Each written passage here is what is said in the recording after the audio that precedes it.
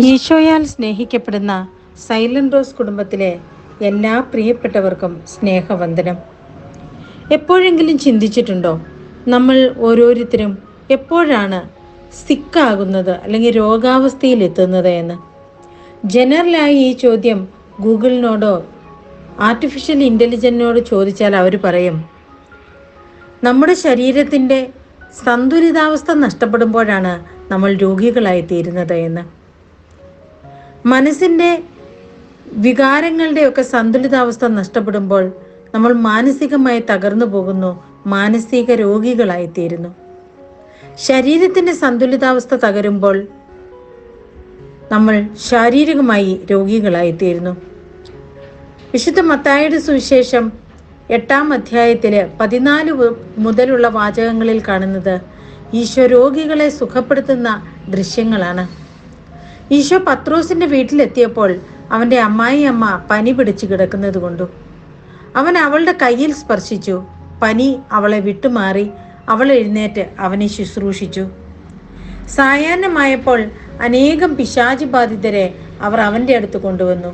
അവൻ അശുദ്ധാത്മാക്കളെ വചനം കൊണ്ട് പുറത്താക്കുകയും എല്ലാ രോഗികളെയും സുഖപ്പെടുത്തുകയും ചെയ്തു.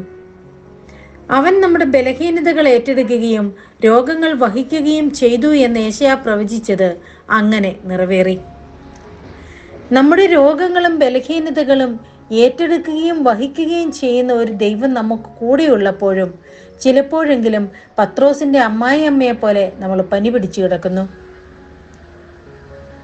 പിശാച് ബാധിതരെ പോലെ സുബോധമില്ലാതെ നമ്മൾ പെരുമാറുന്നു, രോഗാവസ്ഥയ്ക്ക് കീഴ്പ്പെടുന്നു. എന്തുകൊണ്ടായിരിക്കും പത്രോസിന്റെ അമ്മയ്ക്ക് രോഗം പിടിപെടാതെ അമ്മായിയമ്മയ്ക്ക് രോഗം പിടിച്ചത്? അത് ശുശ്രൂഷിക്കാനുള്ള മടി കൊണ്ടാണെന്നാണ് എനിക്ക് തോന്നുന്നത്.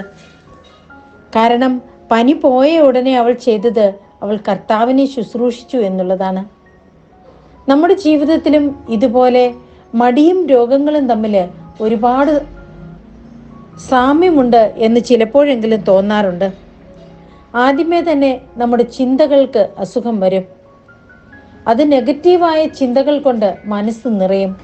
അങ്ങനെ ഒന്നും ചെയ്യാൻ ഉന്മേഷമില്ലാതെ ഇരിക്കും.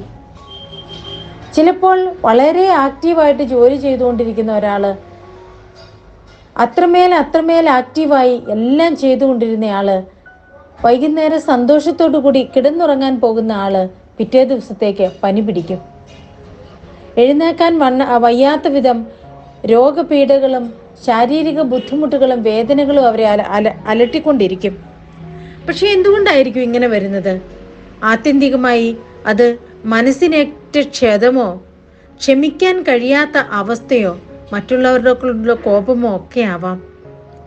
മനസ്സ് ആദ്യം തകരുന്നു, ചില തീരുമാനങ്ങൾ വരുന്നു, മനസ്സ് തന്നെ മനസ്സിനോട് പറയുന്നു നാളെ എഴുന്നേക്കണ്ട.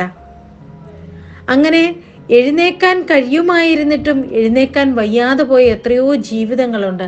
എത്രയെത്ര അമ്മമാര് ഒക്കെ മനസ്സിൻ്റെ വൈകല്യങ്ങൾ കൊണ്ട്, മനസ്സിൻ്റെ അസ്വസ്ഥതകൾ കൊണ്ട്, മനസ്സിൻ്റെ ക്ഷീണം കൊണ്ട് ശരീരം തളർന്നവരും രോഗികളും ഒക്കെയായി തീർന്നിട്ടുണ്ടാവും. നമ്മുടെ സങ്കടങ്ങളില്, വേദനകളില്, രോഗങ്ങളില്, നമ്മുടെ ജീവിതത്തിൻ്റെ തന്നെ ഇക്വിലിബ്രിയം, സന്തുലിതാവസ്ഥ തകർന്നു പോകുന്ന സമയങ്ങളിൽ ഒരു വചനം മാത്രം നമ്മുടെ കാതുകളിൽ മുഴങ്ങട്ടെ.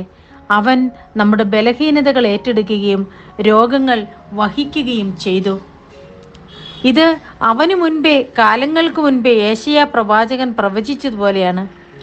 ജീവിതത്തിലും അവനെ പ്രതിനിധീകരിക്കുന്ന പല വ്യക്തികളും, ഒരു വ്യക്തിയെങ്കിലും ഒരു കുടുംബത്തിലുണ്ടാകും മറ്റുള്ളവരുടെ ബലഹീനതകൾ ഏറ്റെടുക്കാനും രോഗങ്ങൾ വഹിക്കാനും ഭാരങ്ങൾ ചുമക്കാനും വിധിക്കപ്പെട്ടവർ. അത്തരം വ്യക്തികൾക്ക് വേണ്ടി കൂടി നമുക്ക് ഈ ദിവസത്തെ പ്രാർത്ഥനയിൽ ഓർക്കാം. രാവിലെ മുതൽ പകലന്തിയോളം ജോലിയെടുത്ത് തളർന്നു വരുമ്പോഴും ഇല്ലാത്തതിനെക്കുറിച്ചും വല്ലാത്തതിനെക്കുറിച്ചും മാത്രം പരാതി കേൾക്കാൻ വിധിക്കപ്പെട്ട ചില ജന്മങ്ങൾ. ദൈവം അവർക്ക് ഒരു നല്ല ജീവിത പങ്കാളിയെയോ ഒരു നല്ല സുഹൃത്തിനെയോ ഒക്കെ കൊടുത്തെങ്കിൽ അതൊരു പിടിവള്ളിയാകും മുന്നോട്ട് ജീവിച്ചു പോകാൻ. അതുമല്ലെങ്കിൽ പുറം വേദനയും നടുവേദനയും കഴുത്തുവേദനയും വിട്ടുമാറാത്ത ചുമയും തുമ്മലുമൊക്കെയായി മനുഷ്യനിങ്ങനെ ഏന്തി വലിഞ്ഞു പോകും. അതുകൊണ്ട് നമ്മുടെ അസ്വസ്ഥതകളിൽ നമ്മുടെ ദൈവത്തോട് ചേർന്നിരുന്നു കൊണ്ട് നമുക്ക് പറയാം, എൻ്റെ കർത്താവെ, എൻ്റെ ബലഹീനതകൾ ഏറ്റെടുക്കുകയും എൻ്റെ രോഗങ്ങൾ വഹിക്കുകയും ചെയ്യുന്ന എൻ്റെ നല്ല തമ്പുരാനെ, നിനക്ക് നന്ദി എന്ന്. ആമേൻ.